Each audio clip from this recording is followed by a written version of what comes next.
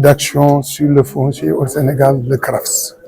Oui, on est là pour restituer 2 études. Ces études nous viennent d'un chemin très, très loin. Comme on le sait au Sénégal, depuis 1996, il y a eu des tentatives de réforme foncière qui n'ont pas abouti. Mais la société civile, à travers le CRAFS, qui est composé de 20 membres de la société civile, des organisations de la société civile, ont pu travailler avec la dernière commission de réforme foncière présidée par Feu Moustapha Souran, paix à son âme.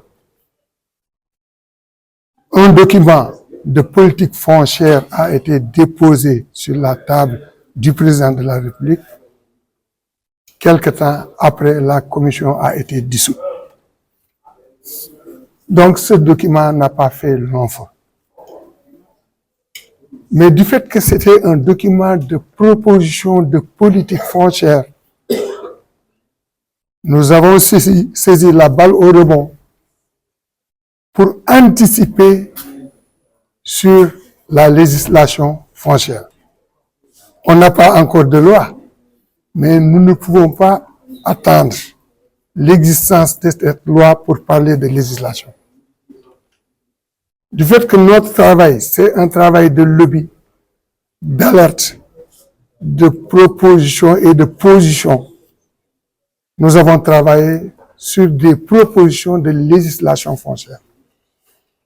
Ces propositions ont été mûries, on a eu à faire plusieurs contacts dans les zones agroécologiques, travailler avec les jeunes, les femmes, les personnes de 3e âge, les techniciens, les juristes, les sociologues, les géographes. Cette proposition va faire l'objet de restitution tout de suite. Maintenant, on est autour d'un programme et d'un agenda 2050, initié par le nouveau gouvernement. Nous avons le code pastoral qui a été voté et que ces décrets sont déjà en préparation. Nous sommes en train d'évaluer la loi d'orientation agro-silvopastorale et halieutique qui a été votée en 2004, qui devait être évaluée en 2024. Toutes ces dispositions sont organisées par le gouvernement. Et la société civile, en tant que structure d'alerte, doit se préparer pour apporter sa contribution, jouer sa partition. Nous représentons les communautés locales. Et notre souci principal, c'est de faire de sorte que ces communautés disposent de la terre pour produire et que cette terre soit dans d'excellentes conditions de sécurisation. La loi sur le domaine national, c'est une loi de 1964. Nous sommes d'avis avec l'esprit de la loi. Mais nous sommes en train de fouetter le déroulement et la mise en œuvre de cette loi pour apporter des touches qui vont nous permettre d'innover et de permettre aux communautés locales d'accéder aux fonciers et aux fonciers sécurisés. Notre souci, c'est de permettre aux jeunes et aux femmes d'accéder aux fonciers. Au moment où l'État parle de souveraineté alimentaire, il nous faut nécessairement produire. Nous avons nos ventres, mais je pense que nous avons confié nos ventres à l'extérieur.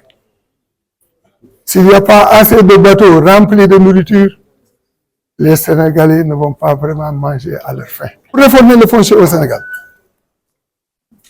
il faut aller vers la capitalisation et l'harmonisation de toutes les dispositions qui ont été déjà prises pour la réforme foncière. Il faut aller vers la participation locale pour arriver à une gestion rationnelle du foncier. Nous, on a dit, écoutez, dans une commune, nous pouvons avoir une quarantaine ou cinquantaine de conseillers. Mais cette commune peut disposer de presque 200 villages. Donc tous les villages ne sont pas représentés. Notre souci, c'est de créer des comités villageois paritaires qui vont donner leur avis sur la répartition foncière. Notre souci, c'est de dire, écoutez, nous ne devons pas dire non à l'agrobusiness, mais nous disons non à l'agrobusiness qui vient récupérer nos terres, qui vont nous faire d'ouvriers agricoles. Ça, nous disons non. Nous disons non à la marchandisation des terres. Si on parle de marchandises, on parle d'argent. Et si on parle d'argent, le plus fort va coincer le plus faible. Et nos communautés n'ont pas assez d'argent pour peut-être acheter de la terre. L'autre aspect, c'est qu'il y a de la terre irriguée, il y a de la terre pluviale. Nous insistons pour que l'État investisse au niveau des infrastructures hydro-agricoles pour permettre aux producteurs de s'adonner à l'activité de production. L'autre aspect, c'est la productivité agricole, la diversification des cultures, la cohabitation entre le pastoralisme et l'agriculture pour éviter les différents conflits. L'autre souci, c'est que les jeunes sont en train de prendre les pirogues.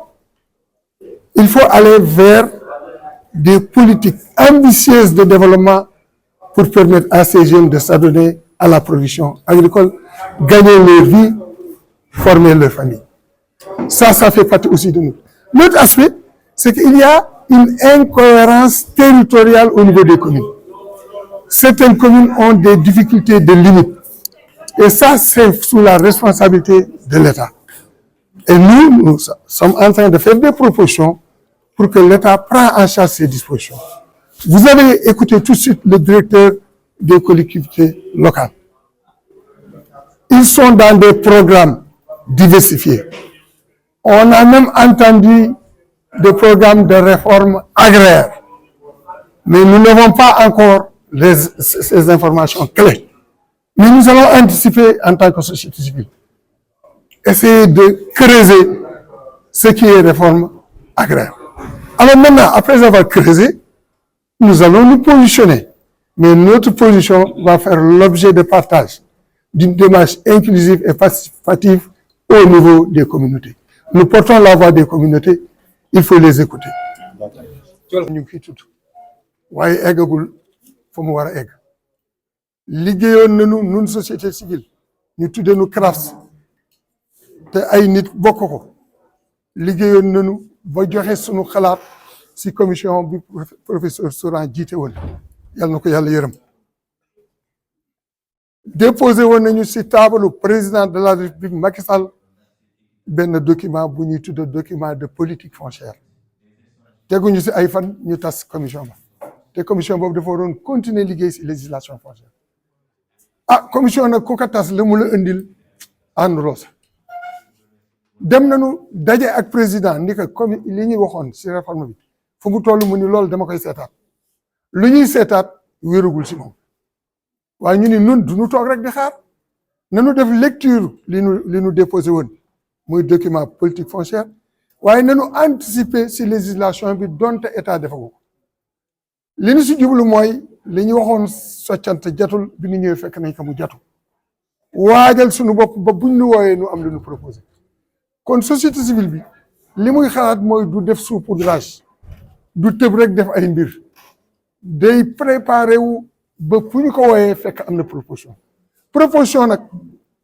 kenn du wax ni loolu nu wax mooy jàll waaye su àndeek argument yu jógee si population bi si communauté yi su lépp jàllul li si gën a bare dana jàll ndax la parole revient aux populations léegi nag nu jëloon nag nu ànd ak suñuy mbokk consultant suñuy mbokk juriste suñu mbokk géographe suñu mbokk sociologue ak partenaires yi dajeeg tey jii composante yi am si gouvernement bi ak yeneen acteurs de développement présenté leen li nu xalaat ñu indil lu ñoom itam yóbbal nu jël yóbbal boobu boole ak suñu xalaat te bañ fexe nag ba li nu xalaat te mu jóge si suuf ñu bañ ko nas xayal looloo tax ñu daje tey pour waxtaan ko waaye wolof nee na noo ngi jëm jeexul du tey la mbir mi di yem nun dañuy continuer rek même bu réforme amee ba ñu ni décret am na dañuy veiller ci application loolu la ñu xalaat ci loi d'orientation loolu la ñu xalaat ci code pastoral loolu la ñu xalaat ci réforme foncière